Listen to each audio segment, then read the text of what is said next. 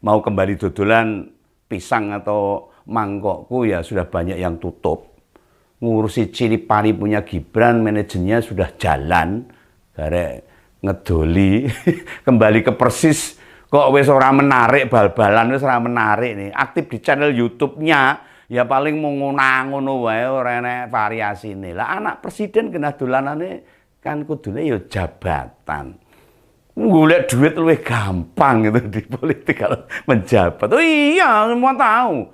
Nah, wis dadi pejabat ini anggere kendel golek duit gampang.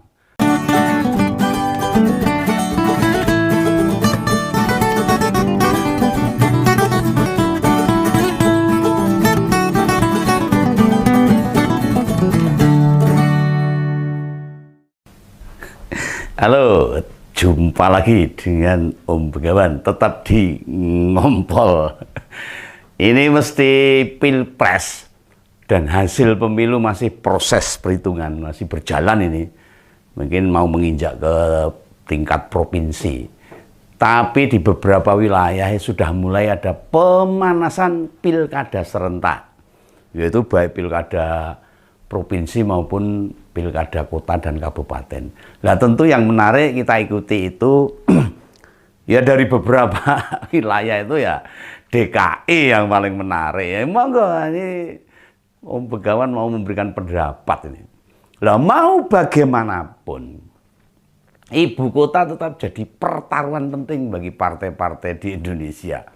Istilahnya itu wilayah penuh gengsi.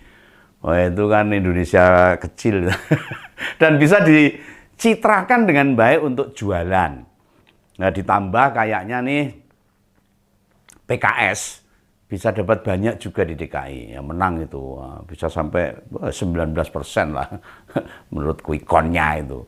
Nah, lumayan mengejutkan PKS bisa menang di ibu kota. Nah, kembali bicara soal pilkada DKI. Nek melihat situasi hingga saat ini prediksi Om Begawan loh, dan pendapat Om Begawan bakal ada 3 kandidat yang akan bertarung. Pertama itu Kang Emil, wah, mantan gubernur Jawa Barat. Kedua itu Bang Ahmad Sahroni. Dan terakhir bungsunya Presiden Kaisang Pangarep yang ujuk-ujuk jadi ketua umum PSI. Bim Salabim. Nah, pertarungan ketiga tokoh muda itu sepertinya pertaruhan harga diri. 3 kandidat ini disodorkan bukan tanpa dasar loh. Oh iya, orang ujuk-ujuk mak bedengus enggak gacok omongan ini Om Begawan ini tidak asal ngomong ini. Orang asal jeplak kalau Om Begawan ini pasti ada dasarnya. Ada alasannya. Jadi gitu. Gini. Munculnya ketiga nama itu didasari pembacaan pada pemberitaan sehari 2 hari ini. Om Begawan mengikuti terus. Biar ada bahan konten. Yang pertama, Kang Emil ini. Atau nama lengkapnya Ridwan Kamil. Hampir bisa dikatakan akan maju Pilgub DKI. Ya, mungkin melalui Golkar lah. Dan beberapa koleganya. Soalnya dia masang baliho gede itu di Bandung. Bergambar dirinya membawa ransel dengan tulisan OTW Jakarta. Loh, artinya dia mau ke Jakarta untuk pertarungan Pilgub DKI. Nek gak dianggap beneran mau maju ya memang buat apa metu duit oka-oka pasang baliho gede-gede. Oh, mesti ada maksudnya. Nah, meski sebelumnya tersebar rekaman suara wawancara Kang Emil ini sedang menimbang 3 posisi. Sing paling apik sing dini, apakah akan menerima tawaran sebagai menteri, jadi gubernur Jawa Barat untuk kedua kali incumbent atau bertarung di DKI. Wah, wong nek tokoh yo penak. Ditawani nang ngendi. Saat dikonfirmasi, dia sih sudah ngaku. Dan ngakunya tanggal 29 Februari baru memutuskan nanti posisi apa yang akan diambilnya. Wah, ini bentar lagi berarti. Tapi bila benar masih bingung, nah, nek WJ bingung loh Kang Emil yo. Ngapain mesti keluar duit gede pasang baliho? Padahal tanggal 29 kan nggak lama lagi ya. Delok meneh menghitung hari ya. Nah, bisa jadi pemasangan baliho itu untuk tes case atau cek ombak kalau bahasa politiknya itu. Melihat respon publik kira-kira piye ono sing dukung apa ora, enek sing haters apa enggak gitu. Nah, itu memang politik harus gitu. Sebagai politisi, mungkin dalam 5-6 hari, usai pemasangan baliho, dia melakukan survei internal. Kira-kira piye nek arep jagoke jadi gubernur DKI. Nah, untuk bisa melihat apa tanggapan masyarakat, hasil survei internal itu bakal dipakai buat ambil sikap yang pasti. Oh, ini politisi yang bagus. Orang ujug-ujug karena bapaknya, karena ini ujug-ujug cuma bedengus, enggak. Ini politisi bukan politisi karbitan ini, Kang Emil ini. Nah, setelah kabar itu viral, lantas Bung Ahmad Sahroni memberikan respon juga. Nah, petinggi Nasdem ini nampaknya juga akan jadi penantang serius, Kang Emil. Wah, saya seneng ini. Politisi-politisi muda ini tarung gini seneng. Ya, tapi ya profesional. Wah, kayak pemilu saat ini, pilpres saja carut marut rusak. Parah ini pemilu 2024 ini. Hancur-hancuran. Nah, dia merasa berada di atas angin, no. Bang Sahroni ini, ya. Dia penantang Bang Emil ini. Nah, modalnya sebagai calon gubernur lebih kuat dibandingkan kader Golkar itu. Nah, dilihat secara bodon aja lah. Secara bodon-bodon itu. Jika dilihat itu, memang sih Bung Sahroni punya kapasitas yang juga sebanding. Juga soal perolehan real count KPU untuk Nasdem DKI. Bisa mendapatkan 6,83%. Sementara Golkar lebih unggul itu 9,94%. Namun berdasarkan survei, pria yang jadi salah satu contoh anak muda kaya di Indonesia itu mampu mendapatkan 14,5%. Jauh meninggalkan caleg DKI lainnya. Ini bagus. Ya, Om Begawan kalau bagus bilang bagus. Nek rusak ya bilang rusak itu.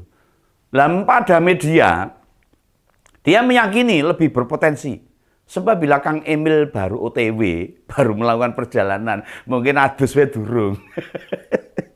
Mungkin malah klambine urung diseteliko, baru mau melakukan persiapan. Dia sudah ada di Jakarta, Bang Sahroni ini. Kebetulan memang asalnya dari Tanjung Priok. Bisa pula kalau ditanya anak muda Jakarta, hampir pasti ngerti siapa Bung Sahroni itu. Peta persaingan dua tokoh muda itu bakal lebih gayeng dengan adanya asumsi munculnya tokoh ketiga, yaitu Kaisang akan turun juga di sana. Wes ini, iki nek bapake mengko turun, ngewangi rusak acarane. Ambiar meneh.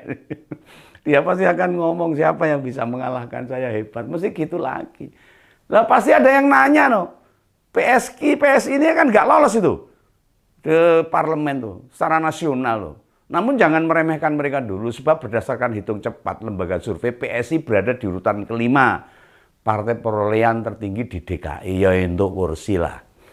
Tapi nasionalnya kita ora. Persentasenya mencapai 8,67%, lebih tinggi dari PAN, PKB, bahkan Demokrat. Ya karena anak-anak muda lah. Walaupun bila dikalkulasi, nggak bisa mengajukan cagup sendiri.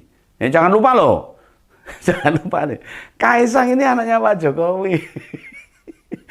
Ojo lali, ojo meneh mau pengen jadi gubernur. Lah kita semua tahu. Baru saja kakaknya si Gibran meraih suara besar jadi cawapres atas tangan Pak Jokowi. Kurang bukti apa lagi? Lah nek Om Begawan kena percaya, Kaisang akan maju Pilgub DKI. Wis ben komplit sisano. Ben komplit. Gibran wakil presiden, Kaisang gubernur DKI, nanti Bobi gubernur Sumatera Utara. Komplit.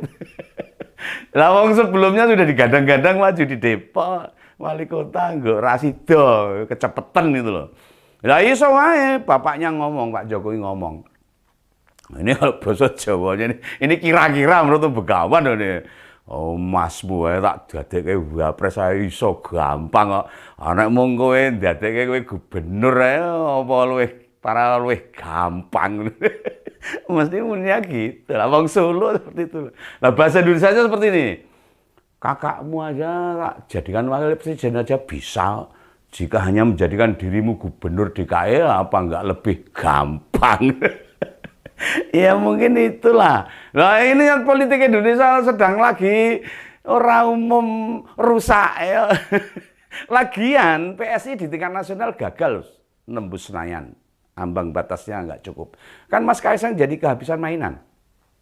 Mau kembali dodolan pisang atau mangkokku ya sudah banyak yang tutup. Ngurusi ciri pari punya Gibran, manajernya sudah jalan, garek ngedoli, kembali ke Persis, kok wis ora menarik, bal-balan wis ora menarik nih. Aktif di channel YouTube-nya, ya paling mau ngono wae ora enek variasine. Lah anak presiden kena dolanane kan kudune ya jabatan. Golek duit luwih gampang gitu di politik kalau menjabat. Oh iya, semua tahu. Nah wis dadi pejabat ini anggere kendel golek duit gampang. Wis tau, wis bisa miliatan triliunan. Masa hanya dolanan kayak anak-anak muda lah. Ya mau lah. Nah ini piye nih? Tahu persis apa? Persis ya wis ora menarik ya, bukan dolanan lagi ya. Persis itu nama klub bola kebanggaan orang Solo kalau banyak orang tahu. Belum ada yang tahu. Nek jadi gubernur DKI, umpama ini Kaisang jadi gubernur DKI, minimal ya terahnya atau levelnya di bawahnya kakaknya yang wakil presiden kan bagus. Lebih mentereng, lebih prestisius no. Luwih gagah ngono lah. Mau didorong wae entekno kabeh. Iyalah, lah mau apa lagi? Lah mau bagaimanapun masyarakat nggak bisa apa-apa. Kita hanya tinggal menunggu DPR, siungnya ketok para DPR. Tinggal menunggu sivitas akademis, tinggal menunggu mahasiswa dan rakyat yang cinta negeri, ya, rakyat yang cinta konstitusi dan demokrasi ini yang bergerak untuk mengembalikan Indonesia lebih sehat. Lah tapi misalnya Kaisang itu ikut pertarungan di DKI, apakah Bung Saroni dan Kang Emil masih tetap berani wani ngelawan Pak Jokowi?